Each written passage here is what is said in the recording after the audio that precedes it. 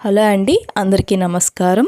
ఈరోజు మేము మా ఇంట్లో త్రిమూర్తుల మేళా జరుపుకోవాలనుకుంటున్నాము. త్రిమూర్తులు అంటే బ్రహ్మ, విష్ణు, మహేశ్వరులు అనమాట. వీళ్ళు ముగ్గురికి ఒకేసారి పూజ చేయడాన్నే త్రిమూర్తుల మేళా అంటారనమాట. దీన్నే త్రినాద వ్రతం అని కూడా పిలుస్తారు. మేమైతే ఈ వ్రతానికి ముందుగా నల్లమట్టి తెచ్చుకుని ఆ నల్లమట్టితో దీపాలు వెలిగించడానికి, అలాగే ధూపం వేయడానికి ఇలా 4 ప్రమిదలు అలాగే 3 కుందులు ప్రిపేర్ చేసుకున్నాం అనమాట. పూర్వకాలం ఇలా నల్లమట్టితోనే చేసుకునేవాళ్ళు. ప్రస్తుతం మనం సిటీలో ఉన్న వాళ్ళకి నల్లమట్టి దొరకదు కాబట్టి కొత్త ప్రమిదలు తెచ్చుకుని ప్రమిదల్లో కూడా ఈ పూజ చేసుకోవచ్చు, ఏం పర్లేదు.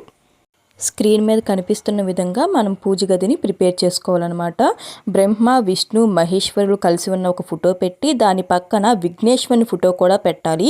మనం ఏం పూజ చేసినా సరే ఫస్ట్ మనం చేయాల్సింది విఘ్నేశ్వరుని పూజ. ఈ పూజకి ముఖ్యమైనవి మర్రి ఆకులు అలాగే గంజాయి ప్రసాదం అన్నమాట. మనం మర్రి ఆకులు తెచ్చుకుని ఆ ఫోటో పైన మర్రి ఆకుల్ని అలంకరించాలన్నమాట. ఆ మర్రి ఆకులు కింద ఫోటోని పెట్టాలన్నమాట. చెట్టు కింద త్రిమూర్తులు కూర్చున్నట్టుగా అలంకరణ చేయాలన్నమాట.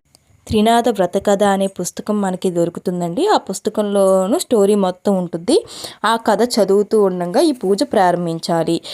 ఫస్ట్ మనం దీపాలు వెలిగించాలి. బ్రహ్మ, విష్ణు, మహేశ్వరు కంటే ముందు విఘ్నేశ్వరికి పూజ చేసి ఆ దీపం వెలిగించాలి. ఆ తర్వాత బ్రహ్మ, విష్ణు, మహేశ్వరులకు కూడా 3 దీపాలు వెలిగించాలి. మిగతా 3 కుందుల్లో మనం సాంబ్రాణి ధూపం వేయాలన్నమాట. సాంబ్రాన్లో కొంచెం గంజాయి ఆకుని కలపాలి. త్రిమూర్తుల వ్రతం కథ చదువుతున్నంతసేపు గంజాయి కలిపిన సాంబ్రాణి పొడిని ఆ 3 కుందుల్లో వేస్తూ ఉండాలి. ఒక సొట్టవాడు కూర్చొని ఉండెను. వానిని చూసి చూడగా, నీవు గుడ్డివాడు, ఇంత కష్టముతో ఎక్కడకు వెళ్ళుచున్నాము అని అడిగినాడు. గుడ్డివాడు చెప్పుచున్నాడు, అన్నా, నేను మేళాను చూచుటకు వెళ్ళుచున్నాను. ఆ మాటలు సొట్టవాడు విని, స్వామివారి దయ నా మీద లేదు. చేతులు కాళ్ళు సొట్ట, నేను ఎలాగూ నడవగలను, నీకు కాళ్ళున్నవి. ఎక్కడికైనా త్రిమూర్తులు ఓ ద్విజుడా, మదిలో చింతపడకు.